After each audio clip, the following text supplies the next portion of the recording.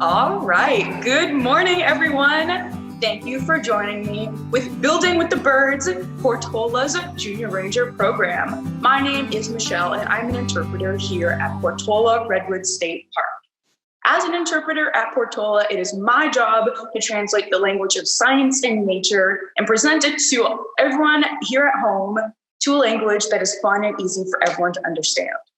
Portola is located deep in the Santa Cruz Mountains, deep in the redwood forest.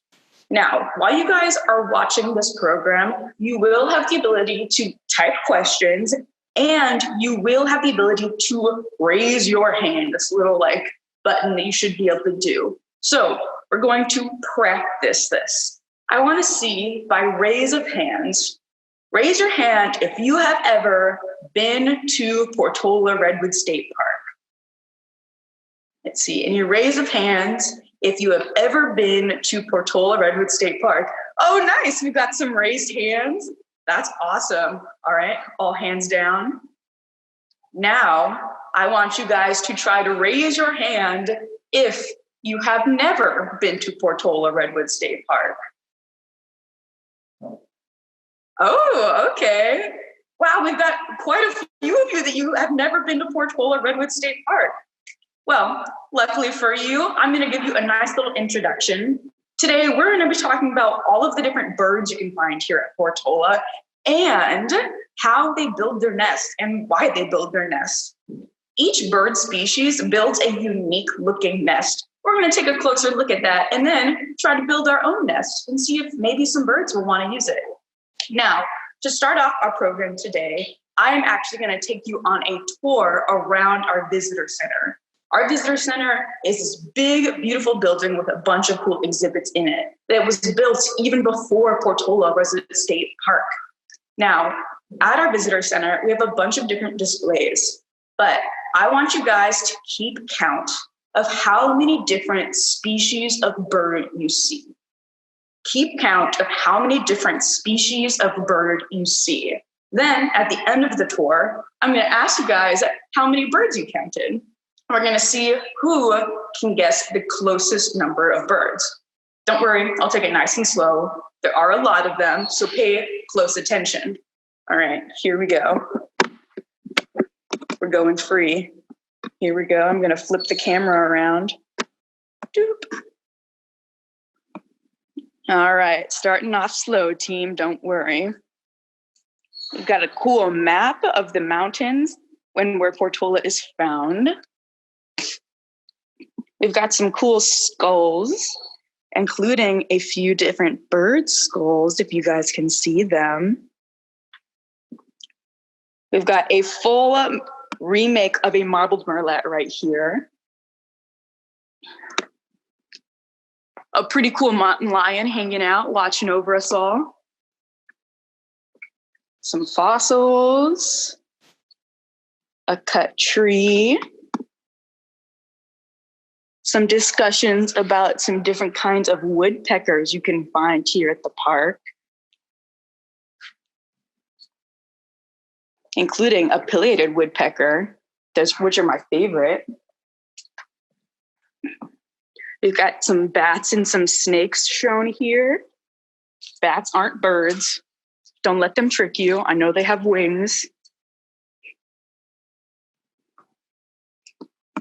We also have this cool little ecosystem set up right here, which has birds and foxes, some Steller's jays, deer, more birds, bobcats at play, some more woodpeckers, a squirrel, a coyote, another little bird, and a great horned owl. We've got a display about the Iverson cabin site. We'll talk about Iverson and his life here at Portola in a different video.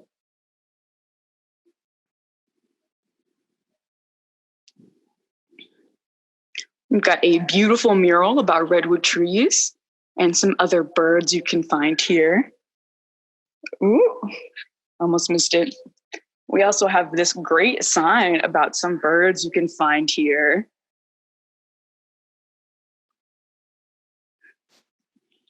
And we're not done yet, team. We've got a great display of some critters you can find in our creek that flow around the stream and live inside the stream. Talking more about the trout you can find in our creek. Some more info on redwood trees and the forest.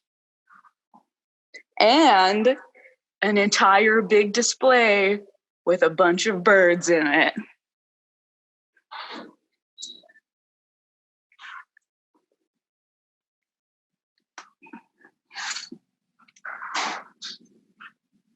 Oh yeah, team. I hope you guys are keeping count. I'm trying to go slow.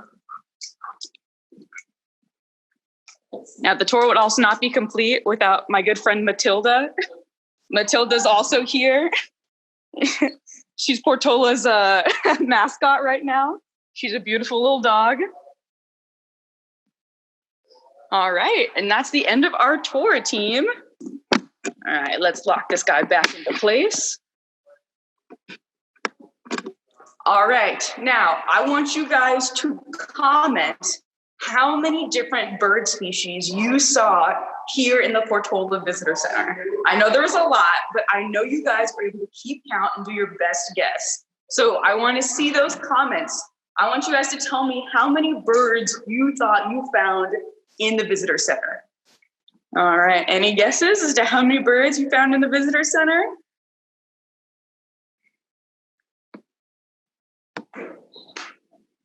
All right, you guys are close, but the actual number of birds featured in our visitor center is 30. That kind of seems like more than that to me, but there are 30 different species of bird featured here in our visitor center, which is kind of a lot, but that only scratches the surface. There are many, many other species of birds found here in Portola. And like I said, each one creates its own unique nest. And so today, we're going to learn a little bit more about those nests that they make and create our own. Now, right here in front of me, I actually have an American robin's nest. This is a real nest that was found in our park and delivered to me so that I can present it to you. We even have some robin feathers that were still in the nest when we found it. Robins are kind of cool because they make that classic like cup-shaped nest that's really sturdy because they actually use mud to make their nest. I start by taking a bunch of grass and like pushing it into a cup shape, and then they fill that grass with mud they collect from the ground, and then press more grass and lichen and moss all around the edges. Now it looks like this robin's nest has already been hatched. That robin is going to make a new nest come springtime or maybe late or midsummer because all birds make new nests over and over. They don't keep using the same one, which is pretty cool. I'm also going to show you a nest that I made. This is the nest that I made by hand using only natural materials. That's right. There's no glue. There's no string tying it together. I only use the natural materials that I could find here in the park. And today, I'm going to challenge you guys to do the same. Once this program's done, and after we've made our nest, I am going to try to put this nest in a tree. And I'm going to hope that some bird can actually use this nest to make their family. Oh, before I get ahead of myself, I want to hear from you guys. I want you guys to type in your comments. Why do you guys think birds build nests? What's the point of a bird building a nest?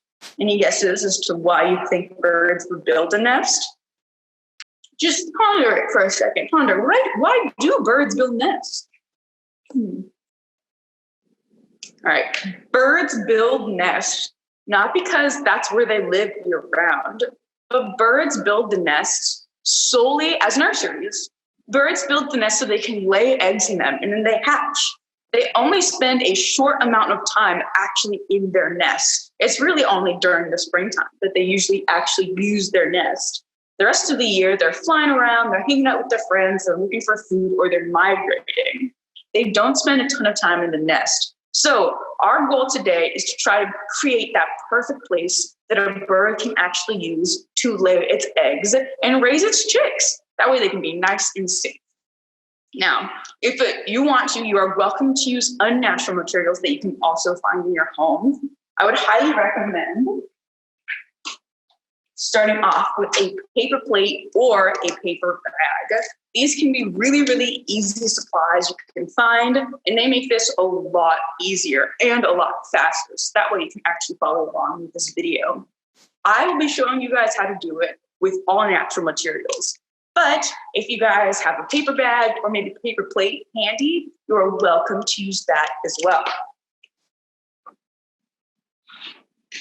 Now, step number one for making our nests is to create the frame. To create my frame, I've used one stick that I kind of bent in two different places. You see right here and right here. I've bent it together like this. This is going to be the frame of my nest. All of the things that I'm using, I'm going to build around it. And I'm going to show you guys what some of those other supplies look like that I've used. Now, luckily for me, I live in Portola Redwoods State Park, so I have a little bit of an advantage on gathering supplies for building my nest. And you guys might not have a ton of access to natural materials.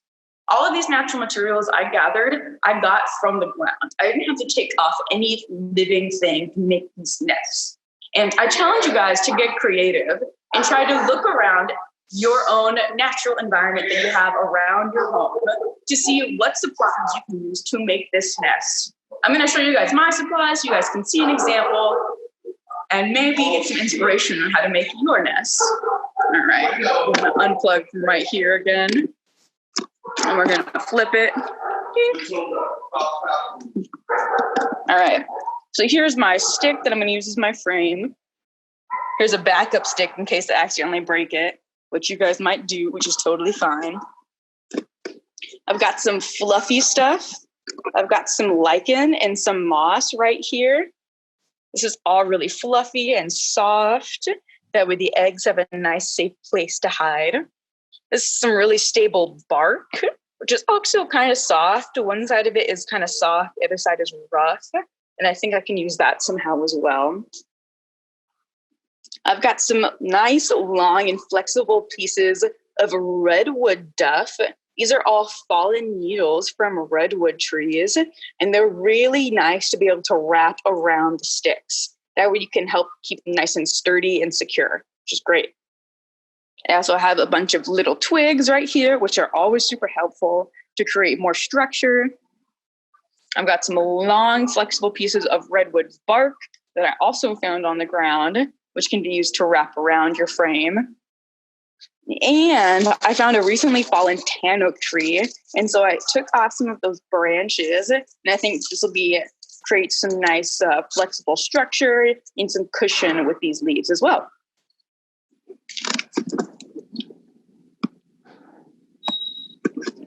All right, you guys have seen my materials. Remember, you can always also use that paper bag or that paper plate to start off.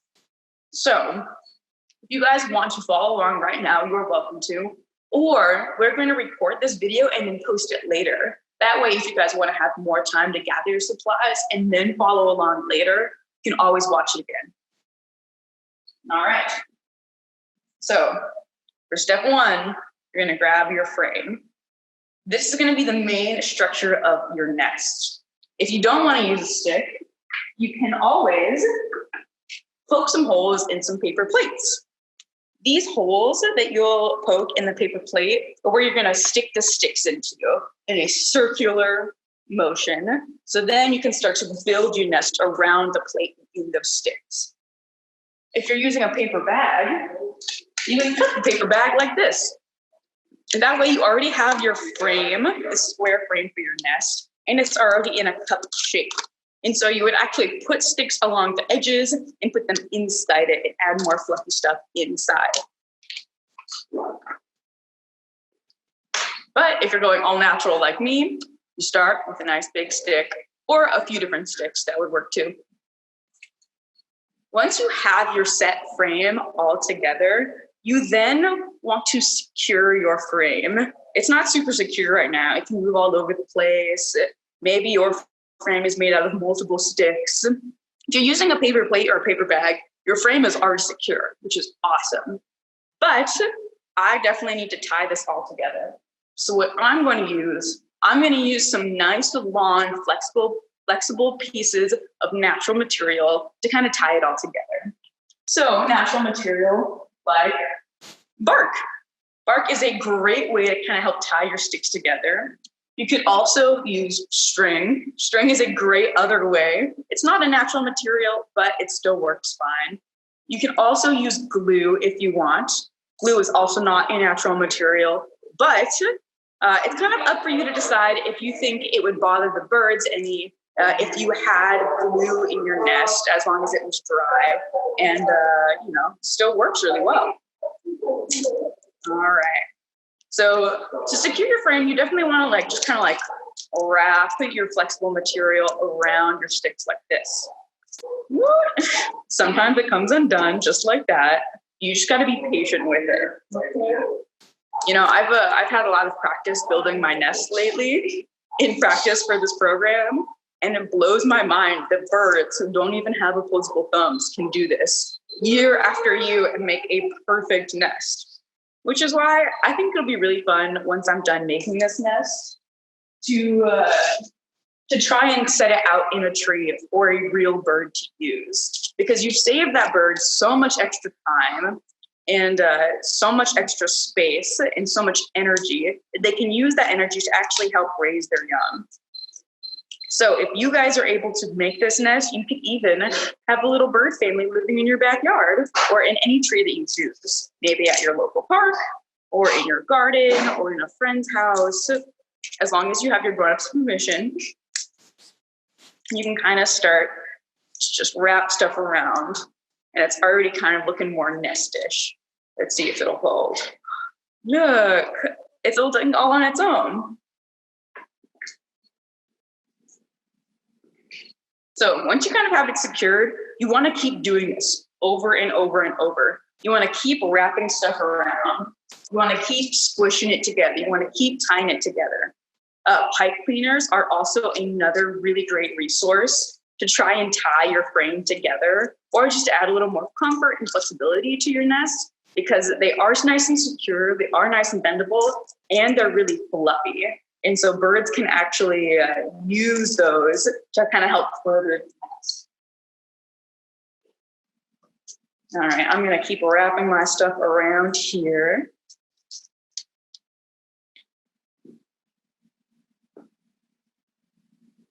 All right, guys. For those of you following along, your nests are looking amazing. I don't even have to see them. I just can sense it with my naturalist superpowers, or with my interpretive superpowers. I can tell that you guys are making an amazing nest. Oh, look at my nest. It's kind of turning out pretty good. I like it. All right, I'm gonna wrap a few more things around it. I'm gonna come back in with some more bark.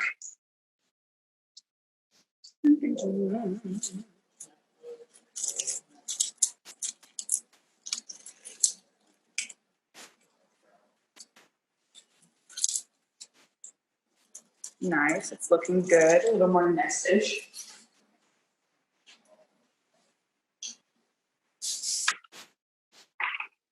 And then once you're kind of satisfied with how secure your frame is, you can add more fluffy stuff to it. I'm not going to go with my most fluffy stuff like my moss and my lichen. I'm going to continue with these guys. These are the redwood needles that I showed you guys earlier, and I'm going to keep kind of wrapping them around and squishing them into my nest.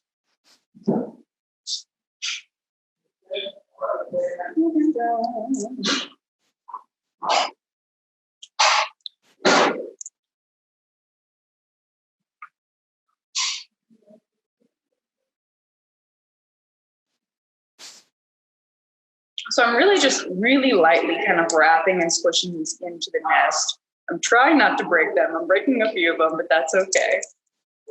So just really gently kind of wrap them around your nest. It just gives it a little more volume.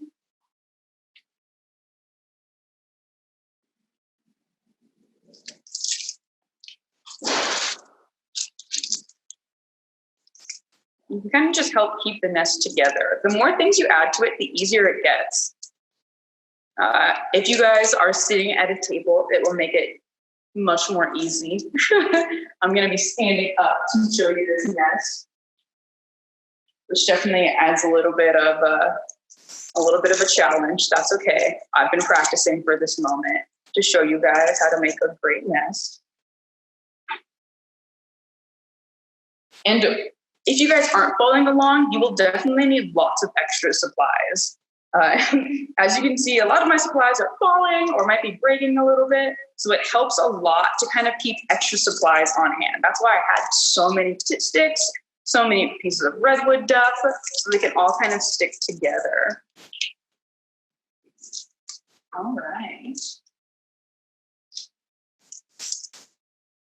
All right, it's looking a little bit more like a nest. So you see, it really doesn't have to be a clean looking thing. Nests always kind of look a little messy because they have to be out there in nature. A big reason why nests look the way they do is because they have to camouflage with their surroundings, because predators will look for nests and will look to try to eat the eggs in the nest.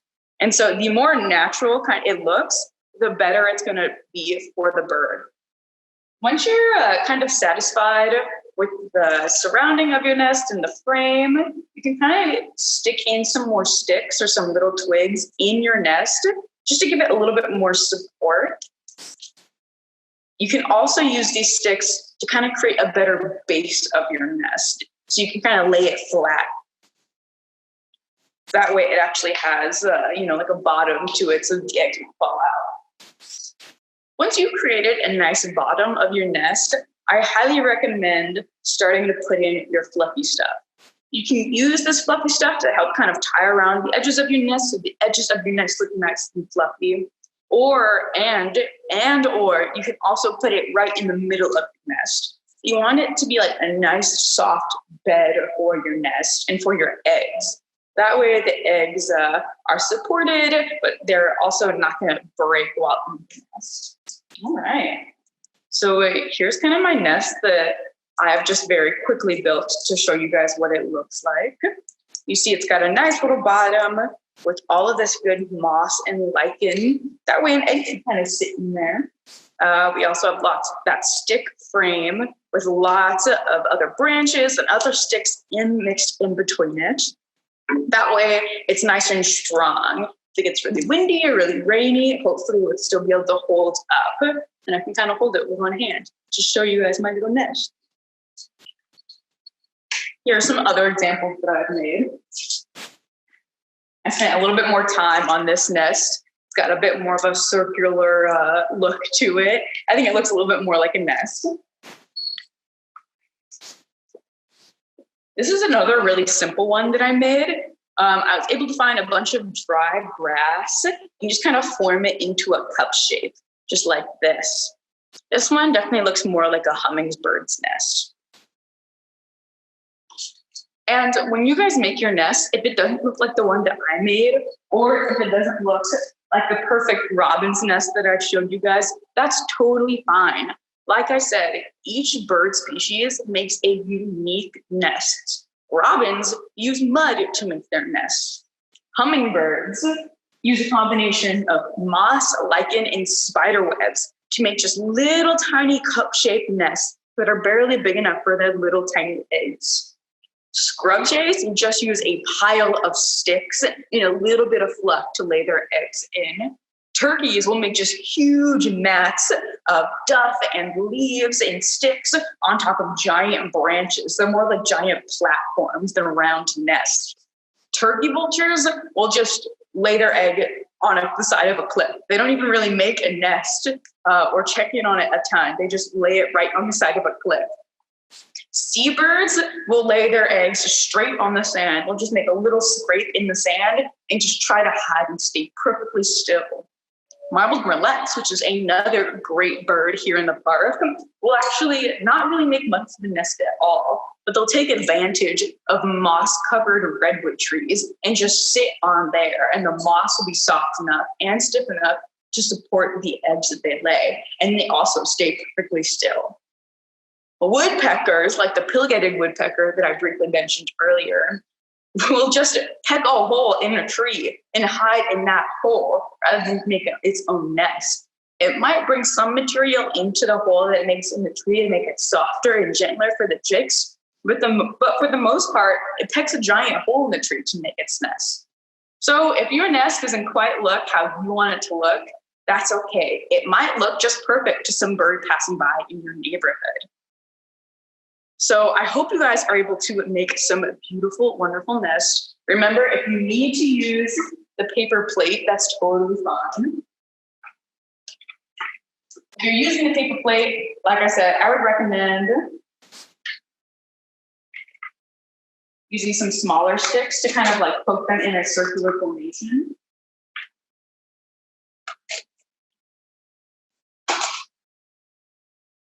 Around your nest, kind of like this.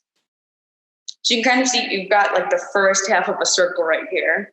You just kind of, you just want to keep going around and around and mixing those sticks in together to find a nice nest. And just like I showed you earlier, you want to put that moss or that fluffy stuff, whatever you want to use, and put it right in the middle of that nest. So it's a nice soft foundation for all those eggs.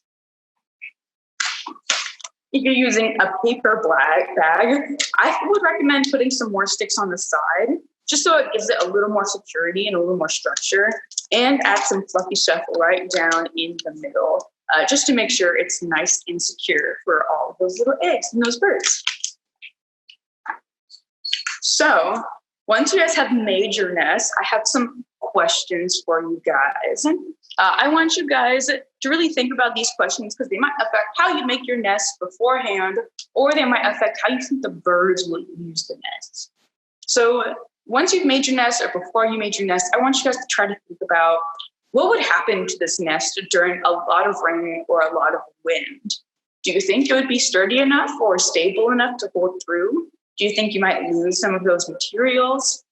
Do you think the birds will come if you put it in a tree before or right after a heavy storm? How will the birds and their chicks react to the natural material that you used? Does this material have any kind of strong smell or strange coloration? Does it seem comfortable for birds and chicks to use? How will the birds and their chicks react to the unnatural materials you've used? Maybe you decided to use a paper plate or a paper bag, or maybe you use some pipe cleaners or you added some fun colors into it. How do you think the birds will react to that? Do you think the birds might think it's kind of cool and kind of fun? Do you think the birds might find it kind of strange? Do you think their predators might find it cool or fun or kind of more appealing? Yeah.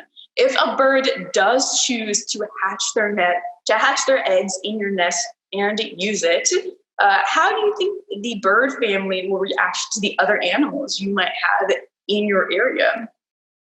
Or how do you think the other animals in the area will react to those birds nesting in the nearby tree? Do you guys think they'll be friends? Do you guys think they'll work out well? And last but not least, if a bird family does choose to use your nest that you have made and put in a tree, how else can you help them? Is there any other ways you can support them or maybe help protect them?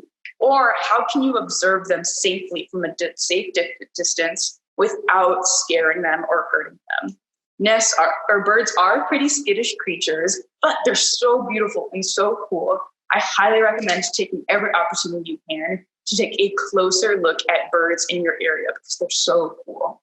Nice job, you guys. Now, I'm sure you guys have made some great nests and have thought really hard about the different questions that I've asked you guys and how to make and build your nest. You guys have done a great job. Now, there's one really important bird that I have mentioned that I want to tell you a little bit more about, and it's the marbled murrelet. The marbled murrelet is an endangered bird here at Portola Redwoods State Park. And like I said, they don't really make much of a nest, but they hide in really tall redwood trees. And one way you can help the marbled murrelet and probably help a lot of other birds in your area is to not leave behind any crumbs or trash. Crumbs and other trash attract predators to the area. And so the more predators there are in the area, the greater at risk the marbled murrelet is. I'll go into more details about the life of a marbled murrelet and the exact predators that it must fear and must survive from in a later junior ranger program. But today I want you to think about, is your area clean enough for a bird family? Wherever you choose to put your nest once you finish making it, is that area clean enough? Do you think that area might attract a lot of predators that'll put your bird family at risk, like it might put the marbled murrelet at risk? Make sure your area is nice and clean and there's not extra trash or food lying around that area. That way that bird family can rest at ease and hatch lots of little baby chicks. That way you can kind of hear them in the morning, peeping and chirping. Once you guys have finished making your nest, we would love to see what your nest looked like. Make sure you check in with your grown-ups and see if you can take a picture and send it to us at our Instagram or at our Facebook page. That way we can see the wonderful job that you've done. Now, you guys have done a great job. Once you've made it to the end of the video, you guys have earned a virtual stamp. That virtual stamp is unique to every park, and it shows that you have completed a full Junior Ranger program. The more stamps you collect, the more actual prizes you can earn. Once you've collected a few different stamps, you can actually earn a real Junior Ranger badge, just like mine right here. You can also earn, if you collect more virtual stamps, you can earn patches, you can earn certificates and posters, and all kinds of great stuff like that. But you have to make it to the end of every video and try to participate and try to join along with the cool videos that you have seen. Speaking of which, you guys have done a great job today and have made it to the end of my video and our program. Remember, I really want to see what your nest look like, maybe what strategies you guys have used to make your nest. It is super important to try to respect it and to help the bird species that we can find. Birds go through a lot. They have a lot of predators in various areas. And by making nests so they can stay close to us and taking a really good look at, here's the Q&A buttons. I just found the Q&A button. You guys are asking great questions. I love it. But you guys have done a great job. So make sure you keep those nests close. That way you might be able to actually observe what birds are there. It's best to put your nest up during the springtime. That's when most birds will nest and actually lay their eggs. But there are a lot of birds that come back to the same area time and time again to continue their nesting. It's definitely not too late to try to put it out this time in the summer, because lots of birds are nesting year-round. So now that you guys have made it to the end of this video, it is time to take the Junior Ranger Pledge. I'm going to need all of you guys to raise your right hand. Now, once you've raised your right hand, I need you all to repeat after me. I, state your name, promise to treat the earth and all living things with care and respect. To be thoughtful about what I do and how it affects others. And to learn about the importance of nature and our heritage. Congratulations, you guys. You've done an awesome job. You are officially Junior Rangers, and you will receive a virtual stamp specialized for Portola Redwoods State Park. Remember, the more stamps you earn, the more actual prizes you can be able to get as well. So congratulations. I'm so proud of each and every one of you. And remember, please show us we would love to see those nests that you guys made. All right, you guys have done an awesome job. And make sure you tune in tomorrow. There's going to be another great program and many more programs to come in August. All right, bye guys. I'll see you guys later.